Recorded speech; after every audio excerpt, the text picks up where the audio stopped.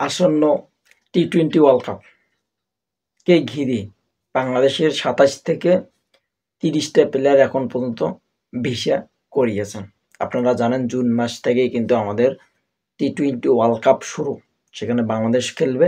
এখানে বাংলাদেশের ২৭ থেকে ৩০টা প্লেয়ারকে তারা BCB Bangladesh cricket board visa করিয়েছেন। সেখানে দেখেন বাংলাদেশের স্কোয়াড ঘোষণা থাকবে ১৫ জন, অথচ ৩০ জনের ভিসা করিয়েছেন। বাংলাদেশ কি করতে যাচ্ছে, ১৫ জন স্কোয়াডে রাখবে, সেখানে দেখেন ৩০ জনের ভিসা করিয়েছে। এবং আমাদের বিশ্বকাপের আগে কিন্তু জিম্বাবুয়ের সাথে সিরিজ আছে ৫ ম্যাচে। এখানে দেখবেন যারাই ভালো খেলবে দিন শেষে দেখবেন তারাই কিন্তু ১৫ স্কোয়াডের সদস্যতে থাকবে, অথচ বিসিবি এই জায়গায় ৩০ জনের ভিসা করিয়েছে। এটা কিন্তু একটা ভাবার বিষয়, যেখানে বাংলাদেশের ক্রিকেট বোর্ড প্লেয়ারদের দিনের পর দিন ভরাডুবি চলছে। শ্রীলঙ্কার সাথে আমাদের টেস্ট ম্যাচের সিরিজ চললো, টি-20 চললো, ওয়ান ডে চললো, তার মধ্যে আমরা কিন্তু ওয়ান ডে সিরিজটা কলের মতো কিন্তু পাইছি, অথচ শ্রীলঙ্কা আমাদের টেস্টে বাজেভাবে আমাদেরকে হারাইলো এবং টি-20তে কিন্তু বাজেভাবে হারাইলো। আমাদের প্লেয়াররা দিন দিন বাজেভাবে খেলতেছে, আমাদের প্লেয়ারদের কোনো উন্নতি নেই। অপরদিকে মোস্তাফিজুর ভাই আইপিএলে কিন্তু ভালো পারফর্ম করতেছে, এখন পর্যন্ত ৩ ম্যাচে 7টা উইকেট পাইছে এবং মোস্তাফিজুর ভাইকে কিন্তু বাংলাদেশে কামব্যাক করছে। মোস্তাফিজুর ভাইও কিন্তু ভিসা কাজ ছাড়লো আজকে।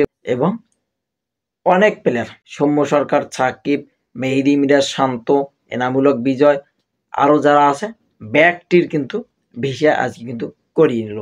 সেখানে আপনারা যদি একটু লক্ষ্য করেন আমাদের কিন্তু ১৫ সদস্যর কিন্তু স্কোয়াড ঘোষণা করবে, সেখানে ৩০ জনের কিন্তু একটা ভিসার কাজ করলাম। বাংলাদেশের যে এই ভরাডুবি, তারা ঘরের মাটিতে খেলতে পারতেছে না, তারা ওয়েস্ট ইন্ডিজে গিয়ে কী খেলবে, তারা যুক্তরাষ্ট্রে গিয়ে কী খেলবে, তারা যে দিনের পর দিন যে ভরাডুবি তাদের যে চলতেছে, তারা তো কোনোভাবে তো সুন্দরভাবে খেলতে পারতেছে না, শুধু হতাশ হতাশ হতাশ।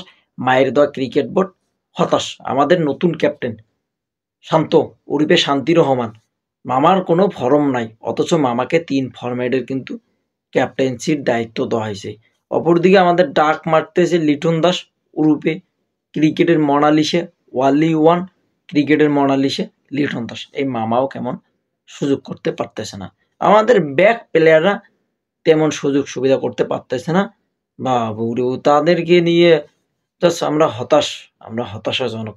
এখন জিম্বাবুর সঙ্গে যে আমাদের সিরিজটা আছে, এই সিরিজটাতে বোঝা যাবে বাংলাদেশ কি বিশ্বকাপে পাস করবে নাকি ফেল মারবে, এই সিরিজটাতে কিন্তু বোঝা যাবে।